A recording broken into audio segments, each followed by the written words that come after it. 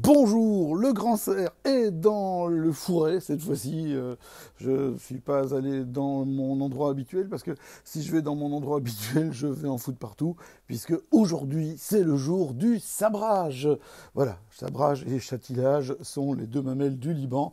Enfin, c'est une autre histoire, ça ne parlera qu'aux vieux et encore s'ils ne sont pas touchés par la maladie d'Alzheimer. Je vous propose aujourd'hui de goûter un vin non pas de Wallonie mais toujours de Belgique. Il vient du Limbourg. Il s'appelle Genulz Elderen. Ce sont les Zilveren Parl. Zilver Parl, c'est du chardonnay à 100%, et c'est une méthode traditionnelle de 2012, donc un joli millésime. C'est vendu par Bruno Tangre et Eddy Dandrimont dans ce cas-ci. Je présume que Pops et que notre ami John aussi en ont pour le moment. Et chez Bruno Tangre et Eddy Dandrimont, Eddy qui a été meilleur sommet de Belgique d'ailleurs il y a quelques années, ils font un prix spécial aux environs de 24,20 € et 10% pour les gens qui regardent en même temps aujourd'hui, si je me souviens bien. Voilà. Je vais vous expliquer le vin après, mais d'abord je vais vous montrer comment on sabre, parce que ça fait longtemps que j'en parle. Alors moi je sabre en enlevant la coiffe complètement, si j'arrive à l'enlever. Voilà. Enlever la coiffe, c'est enlever les risques. Et de toute façon, ça permet de mieux glisser. Et il faut que la bouteille soit bien fraîche, parce que si la bouteille est un peu chaude, ça ne va pas marcher. J'enlève aussi le muselet, parce que le muselet retient un peu tout, et je trouve que ce n'est pas idéal. Comme la bouteille est bien fraîche, on peut prendre le risque une seconde de ne pas tout casser. J'utilise un couteau spécial, c'est le couteau Julien Lapraille. Voilà, un couteau, non, c'est pas un couteau spécial à sabrer, c'est un couteau. Alors, très franchement, on va être intelligent, on ne sabre pas avec la lame, hein. Il ne s'agit pas de couper la bouteille, il s'agit de donner un choc. Donc on utilise le côté épais de la lame, comme ça on n'abîme pas le couteau, c'est quand même un peu con d'abîmer ses couteaux. Et alors il y a un truc, sur une bouteille de bulle, on ne le voit pas bien, mais il y a une ligne, c'est la ligne du moule. Et à l'endroit où elle rejoint le goulot, la bague, il y a un défaut, c'est un peu plus fragile. Alors on prend la bouteille, vous la tenez à bout de bras, vous suivez bien comme ça, une fois, deux fois, et trois fois. Voilà. Et comme c'est bien frais, il y en a pas partout. Voilà. Vous voyez. Alors c'est cassé net. Il n'y a aucun danger qu'il y ait du verre dans la bouteille, puisque avec la pression, les quelques gouttes qui sont tombées auraient pu enlever les éclats de verre qu'il y avait. Maintenant, ça taille comme un rasoir. Donc on évite de faire ça quand on est bourré comme un avion. On évite de faire la fête ensuite. Je me souviens d'un exemple il y a de nombreuses années d'une fête à l'époque en Tchécoslovaquie. Donc ça remonte il y a longtemps. Et où les gens un peu bourrés en fin de soirée chopaient les bouteilles qu'on avait sabrées par le goulot, et ça s'est vite transformé en balle des vampires parce que le truc entre le pouce et l'index saigne de façon extrêmement abondante et extrêmement longtemps, et donc vous en aviez plein partout, sur les poignées des portes, etc. etc. C'est un peu gore pour une soirée. Voilà, vous avez vu comment on sabrait. Ça ne change rien à la qualité du vin, ça n'enlève pas, ça n'ajoute pas, c'est juste un truc qui fait un peu fête. On peut sabrer avec plein de trucs, avec un peu d'habitude, on peut sabrer, moi j'ai appris à sabrer avec un verre, j'ai un ami qui m'a appris ça il y a de nombreuses années, on s'est beaucoup entraîné. On a cassé quelques verres quand même, mais il y a moyen de sabrer avec un verre. On peut sabrer avec une petite cuillère, on peut sabrer avec une pelle de tranchée pour les militaires. Avec un sabre aussi, il existe des sabres à sabrer. Ça c'est rigolo, enfin c'est très folklore. Et comment dirais-je, tradition, ou enfin ce geste est d'origine militaire effectivement, et relativement récente, plutôt du 19e siècle, où les gars prenaient leurs sabres. Surtout, ça marche bien avec des sabres d'abordage, des sabres de marine, qui sont relativement courts, parce que le sabre de cavalerie est très long et un peu recourbé, et donc il faut des très très très très longs bras, et ça ne marche qu'avec des Ukrainiens qui ont passé de longues vacances à Tchernobyl, et qui avaient l'habitude de marcher sur leurs doigts le matin en se redressant, et donc ça... Non, ça marche pas bien.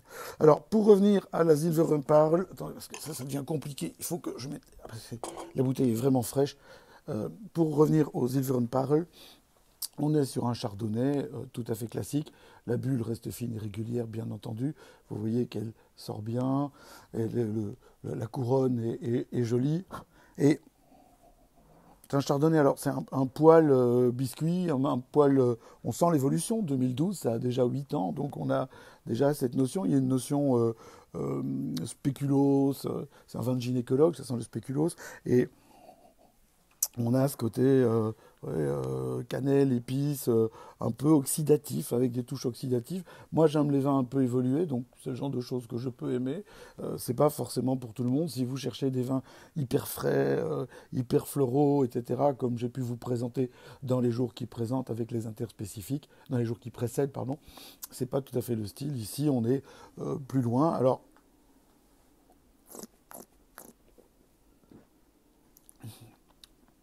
c'est bien foutu. C'est un peu vert en début de bouche avec l'acidité due au chardonnay. On est dans le Limbourg, on est sur une zone relativement chaude. Hein. Le Limbourg, c'est une zone, il y a quelques domaines viticoles et on n'est pas très très loin de Maastricht. Les propriétaires sont d'ailleurs hollandais. Ils ont monté ce domaine il y a pas mal d'années. Hein. Nouls, c'est un truc qui doit exister depuis, je pense, le milieu des années 90. Là, je vais peut-être dire une connerie. Et ils ont développé un travail autour du chardonnay et du pinot noir qui est pas mal foutu du tout. Bon, ils ont des pinots noirs très mûrs chaque année parce qu'ils ont un climat exceptionnel et c'est miraculeux. Ils ont des chardonnays qui sont bien gras. C'est relativement onéreux, mais ils vendent tout très très bien, donc ils auraient tort de se gêner. Enfin, relativement onéreux, non. Pour une bouteille de 2012, 24 euros, ça me paraît être un prix relativement normal. Voilà. Comme ça, vous savez tout, quelque chose. On peut, effectivement, alors si vous posez la question de savoir avec quoi le consomme, ben, vous n'allez pas le prendre à l'apéritif parce que c'est un peu riche pour l'apéritif. Prenez-le plutôt avec une volaille. Faites un beau poulet fermier avec des frites que vous allez faire vous-même à la maison, hein, puisqu'il faut faire des frites et il faut soutenir l'agriculture wallonne en faisant des frites, en tout cas les producteurs de pommes de terre. Donc vous allez faire des frites maison, ça prend un quart d'heure, hein, faire des frites. On n'achète pas des frites congelées. On laisse ça pour les fast-food, pour les restaurants qui voilà, n'ont pas forcément envie de les faire eux-mêmes, mais voilà, tant pis pour eux. Mais à la maison, on fait ses frites soi-même. Il n'y en a pas besoin d'une friteuse, on peut le faire avec une casserole, ça marche. Vous pochez vers 140 à peu près, et vous cuisez vers 160, ça fonctionne très très bien. Et laissez-les reposer un tout petit peu entre les deux, vous allez voir, la frite devient plus croustillante, plus fraîche, et enfin pas plus fraîche, plus croustillante et plus moelleuse à l'intérieur. Le poulet rôti, volaille rôti, ça fonctionne très très bien. Ça a fonctionné aussi avec des beaux poisseaux blancs. Vous attaquez un cabillaud, ce qu'on connaît le mieux, du Saint-Pierre, si vous avez un poissonnier qui en a encore, puisque les poissonniers pour l'instant ne sont pas très très achalandés, mais c'est le genre de truc qui va fonctionner. N'allez pas sur des sauces trop riches. Quoique, un cabillaud mousseline avec une bulle comme ça, ce serait pas mal parce qu'il y a de l'acidité, ça va bien rafraîchir l'ensemble. Vous pourriez aussi aller avec un fromage, un beau brie. J'ai deux beaux bris dans mon étable. Non, ça marche pas. Et avec un beau brie, ça peut fonctionner aussi. Un camembert au lait cru, évidemment. De toute façon, les autres camemberts, on n'en parle pas, ils n'existent pas. Donc des produits où on va retrouver ces notes qu'on peut retrouver dans le chardonnay et où l'acidité du vin, parce qu'il y a du gaz carbonique, donc il y a de l'acidité, vont permettre de nettoyer la bouche tout en gardant la structure du parfum. Vous avez remarqué que j'ai pas chanté. Je suis triste, j'ai pas chanté aujourd'hui, c'est parce que je ne savais pas quoi chanter. Je ne sais plus, je n'ai plus de chanson. On m'avait dit la truite il n'y a pas longtemps, on en avait parlé, mais non pas la truite, et enfin pas la truite de l'ULB en tout cas, parce que sinon on va encore avoir des ennuis avec la censure. Et j'ai pas chanté, mais je pense à vous quand même. Vous restez confinés dans vos maisons. Vous faites bien attention. Vous pouvez mettre des beaux masques. On a vu aujourd'hui, c'est pour ça que j'ai mis mon maillot de Diable Rouge, parce qu'on a vu Georges Louis aujourd'hui avec un masque noir, jaune, rouge. C'est pas mal comme idée, un masque noir, jaune, rouge, ça peut être sympa. J'ai reçu un très beau masque au Domaine W il y a 2 jours d'ailleurs, ou 3 jours déjà, et je le garde avec moi précieusement. J'attends le masque dans ma boîte aux lettres. Et à part ça, donc faites gaffe, restez confinés, gardez vos distances de sécurité, allez voir les voisins s'ils sont pas bien, réveillez-les, ça leur fait du bien, et soyez là demain. Demain, je vous présente un truc vraiment exceptionnel, ça s'appelle la Meusaine. c'est de la Moselle, vous chercherez. Et tant pis pour ceux qui connaissent, revenez quand même, amenez vos amis, et on fera ça comme d'hab, entre les cordes, machin, je ferai ça comme il faut. Ça va? Allez, je vous embrasse, force et virilité, c'est pas parce qu'il n'y a pas de championnat d'Europe qu'on n'est pas champion d'Europe, faut le savoir.